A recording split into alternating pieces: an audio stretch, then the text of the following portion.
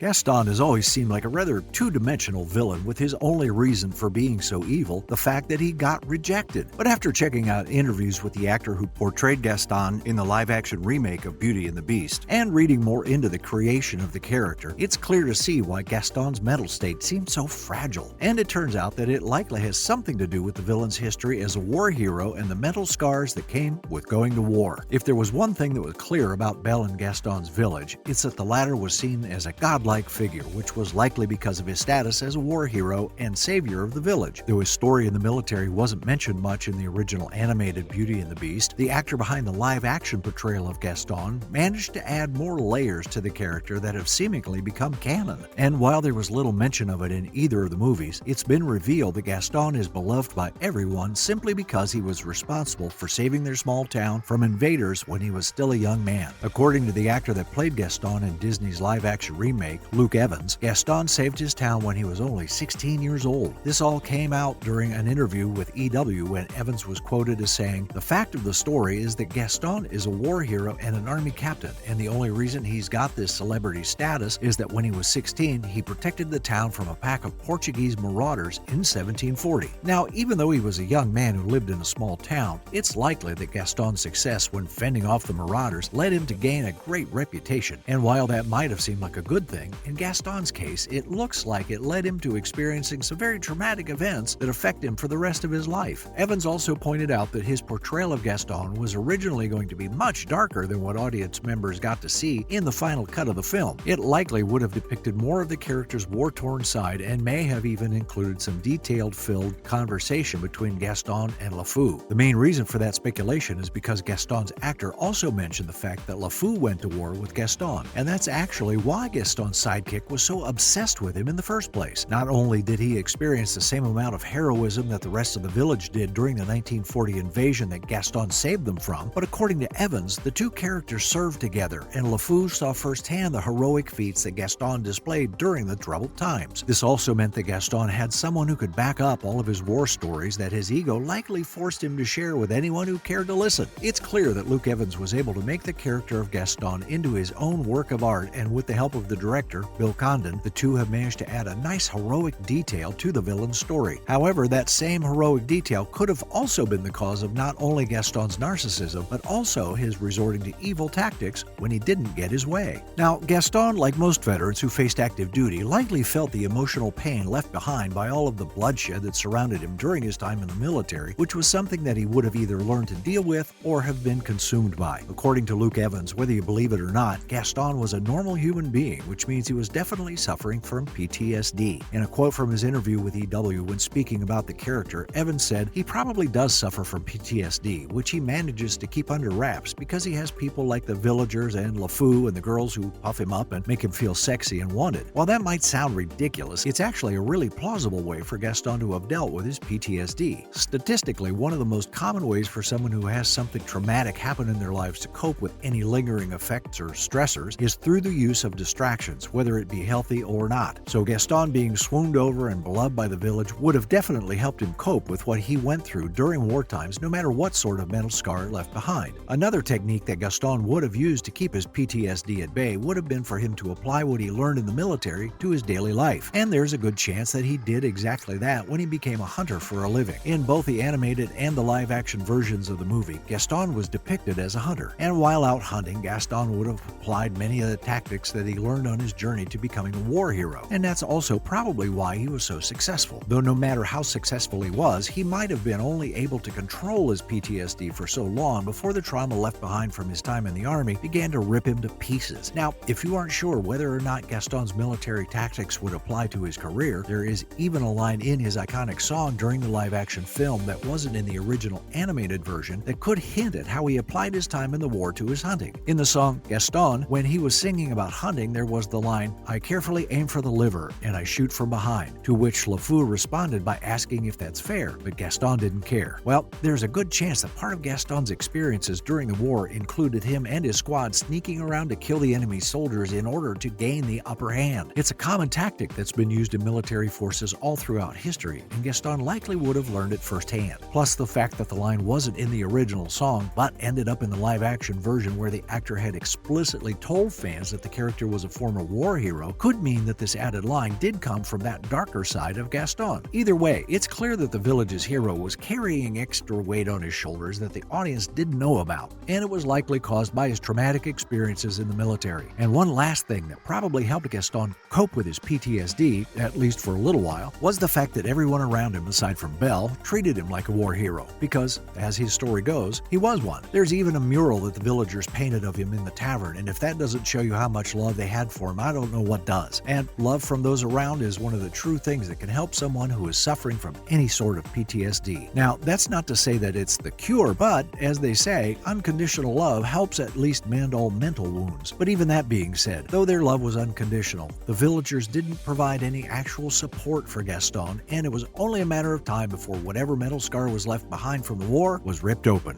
All it took was a single rejection, and Gaston lost his mind to the point where he was ready to murder a beast that he didn't even believe existed up until 2 seconds before he saw red. During that same interview with EW, while Evans described his character's personality, he mentioned that deep down Gaston, quote, is a broken human being. He's jaded, and the second he realizes that he's not going to get what he wants, the military creature comes out at him. This shows exactly why Gaston went from, Belle, marry me, the beast isn't real, to, let's all sing a song as we go on a monster hunt. It was his military instincts kicking in. There's even a chance that whatever war trauma Gaston had been dealing with kicked in and sent him into a PTSD-induced episode, which could have been an indicator of just how deep his mental scarring goes. Now, Gaston had kept a level for a while, but that could be because everyone in the village treated him like a saint and refused to tell him no. That was also until he decided to ask out Belle, the one woman in the village that could resist his charm. And resist it she did. Belle turned Gaston down in the beginning and toward the end of Beauty and the Beast, and on neither occasion did Gaston take the rejection well. In the first instance, Belle's rejection sent him into a strange, depressive state in which he was sulking in the tavern. But everyone around him began to praise Gaston again, and this time in the form of a song, which returned the hunter's spirits and made him believe that he could get Belle to marry him if he just kept trying. However, had he simply stopped there and looked for someone who actually loved him, Gaston might not have turned back into the military creature like Luke Evans described him as. In the movie, Gaston then resorted to using Belle's father to help him swoon her, but no matter which version of the movie you watched, it was messed up. Gaston had Maurice sent to a mental hospital in the animated movie, and in the live-action version, he literally left Maurice to the wolves on the way to the castle. And then, when Belle officially rejected him again, Gaston thought it was only because she loved the beast, which ended up shattering his fragile, war-torn ego. The hunter then decided to play out the classic tantrum of, if I can't have her, then no one can, and decided to mount an expedition to raid the beast's castle and kill him. In the end, the military creature that lived inside Gaston came out and ultimately resulted in his own death. What do you think about Gaston's history as a war hero? Does it add any excuse for his otherwise reprehensible behavior toward Belle and the Beast? Make sure you let us know in the comments below.